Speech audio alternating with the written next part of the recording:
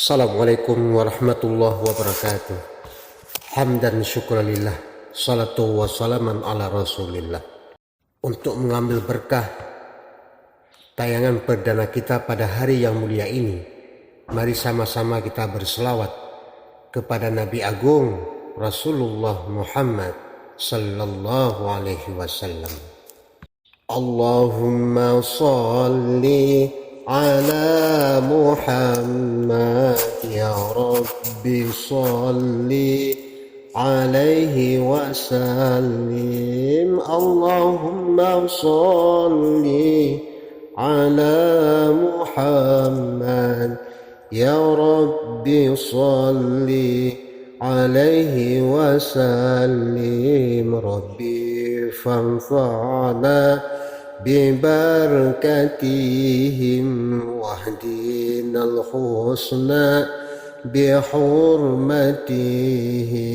ربي فانفعنا ببركتهم واهدنا الحسنى بحرمتهم.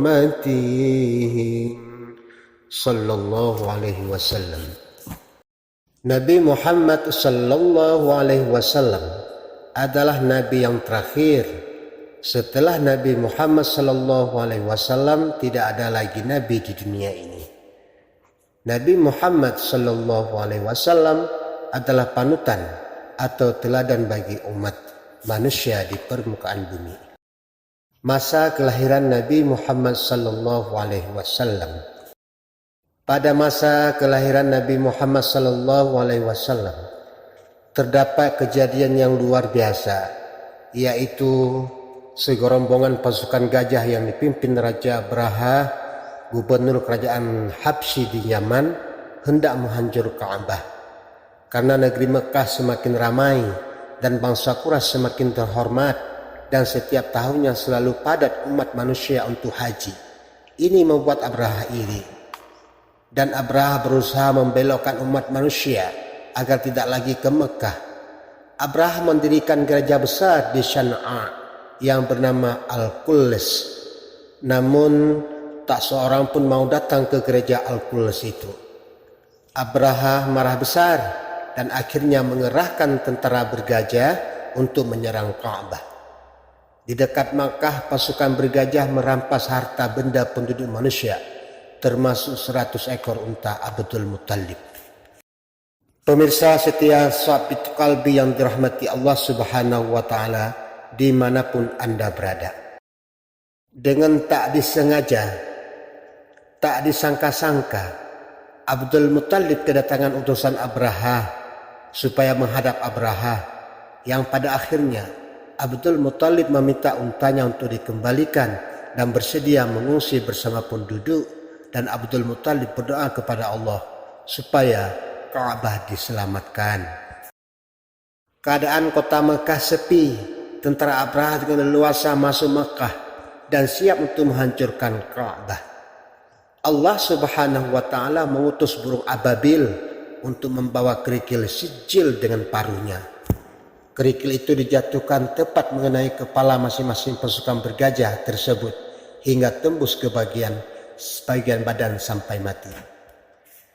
Pada masa itu lahirlah bayi yang bernama Muhammad dari kandungan ibu Aminah dan berayahkan Abdullah.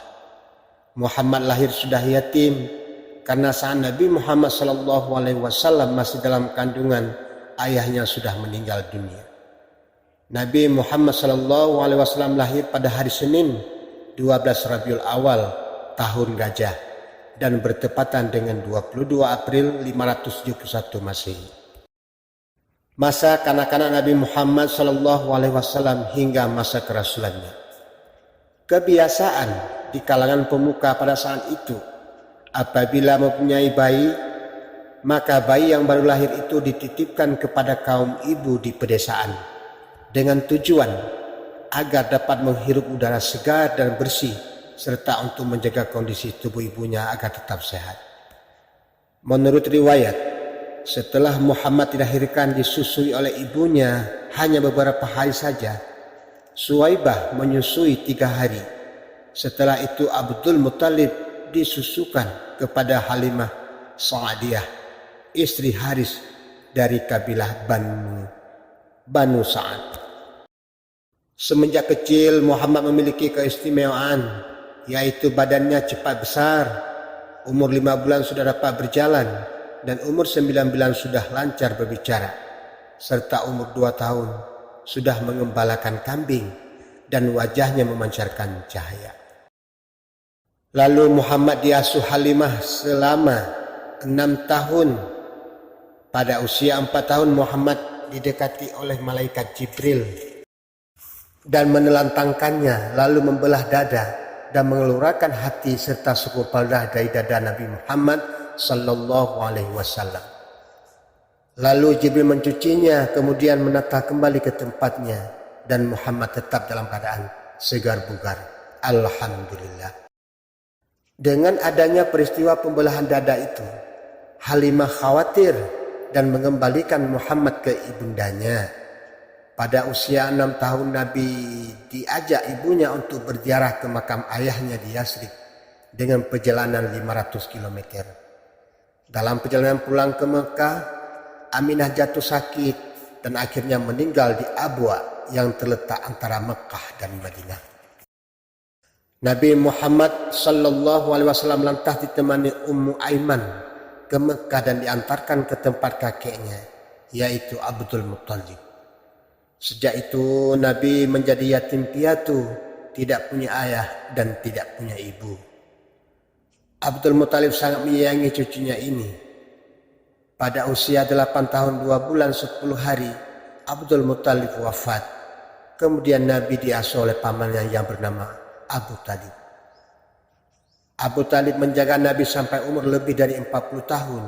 Pada usia 12 tahun, Nabi diajak Abu Talib berdagang ke Syam. Di tengah perjalanan bertemu dengan pendeta Bahira. Untuk keselamatan Nabi, Bahira meminta Abu Talib kembali ke Mekah. Ketika Nabi berusia 15 tahun, meletus perang Fijar antara kabilah Quraisy bersama Kinanah dengan Qais Ailan. Nabi ikut berperang dalam perang ini dengan mengumpulkan anak-anak panah buat paman-paman beliau untuk dilemparkan kembali ke musuh. Pada masa remaja Nabi Muhammad biasanya mengembala kambing dengan usia 25 tahun dan menjalankan barang dagangan milik Khadijah ke Syam. Nabi Muhammad SAW dipercaya untuk berdagang dan ditemani oleh Maisyarah. Dalam berdagang Nabi Muhammad SAW jujur dan amanah serta keuntungannya berlimpah ruah. Peristiwa tentang cara dagangnya Nabi SAW itu diceritakan Maisyarah ke Khadijah. Lantas Khadijah tertarik dan mengutus Nufaisyah binti Munya untuk menemui Nabi agar mau menikah dengan Khadijah. Setelah itu Nabi memusyawarahkan kepada pamannya dan disetujui. Akhirnya Khadijah menikah dengan Nabi Muhammad SAW dengan mas kawin 20 ekor unta muda. Usia Khadijah waktu itu 40 tahun dan Nabi Muhammad SAW 25 tahun. Dalam perkawinannya Nabi dianugerahkan 6 putra putri, yaitu Qasim, Abdullah, Zainab, Ruqayyah, Ummu Kalsum dan Fatimah. Semua anak laki-laki Nabi wafat waktu kecil dan anak perempuannya yang masih hidup sampai Nabi wafat adalah Fatimah Ad-Zahra. Masa kerasulan Nabi Muhammad SAW. Pada usia 35 tahun, 5 tahun sebelum kenabian, ada suatu peristiwa yaitu Mekah dilanda banjir Sir. Makkah dilanda banjir besar hingga meluap ke Baitul Haram yang dapat meruntuhkan Ka'bah. Dengan peristiwa itu, orang-orang Quraisy sepakat untuk memperbaiki Ka'bah dan menjadi arsitek adalah orang Romawi yang bernama Baqum. Ketika pembangunan sudah sampai di bagian Hajar Aswad, mereka selisih tentang siapa yang meletakkan Hajar Aswad di tempat semula. Dan perselisihan ini sampai 5 hari tanpa ada keputusan, bahkan hampir terjadi pertumpahan darah. Akhirnya Abu Umayyah menawarkan jalan keluar. Siapa yang pertama sekali masuk lewat pintu masjid, itulah orang yang memimpin peletakan Hajar Aswad. Semua pada sepakat dengan cara ini. Allah Subhanahu wa taala menghendaki ternyata yang pertama kali masuk pintu masjid adalah Rasulullah sallallahu alaihi wasallam, dan yang berhak adalah Nabi Muhammad sallallahu alaihi wasallam.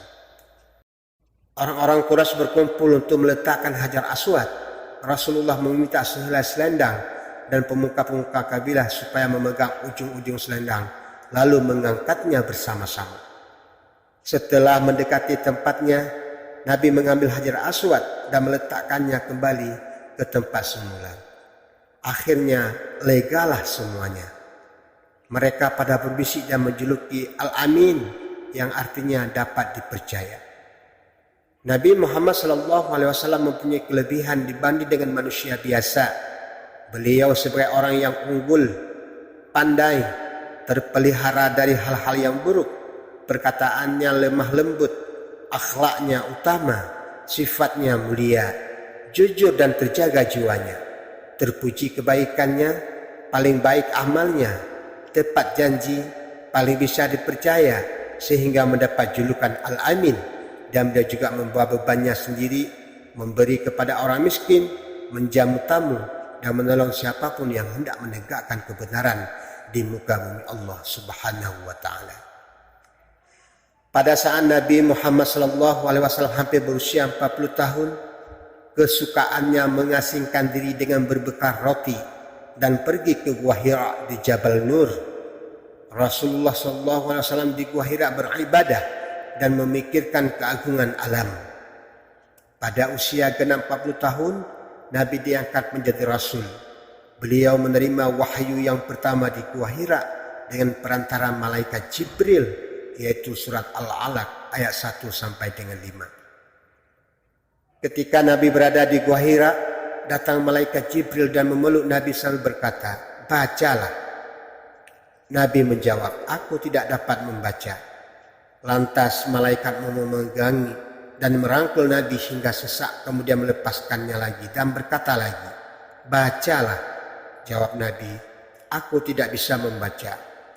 Lantas malaikat memegangi dan merangkulnya lagi sampai ketiga kalinya, sampai Nabi merasa sesak, kemudian melepaskannya.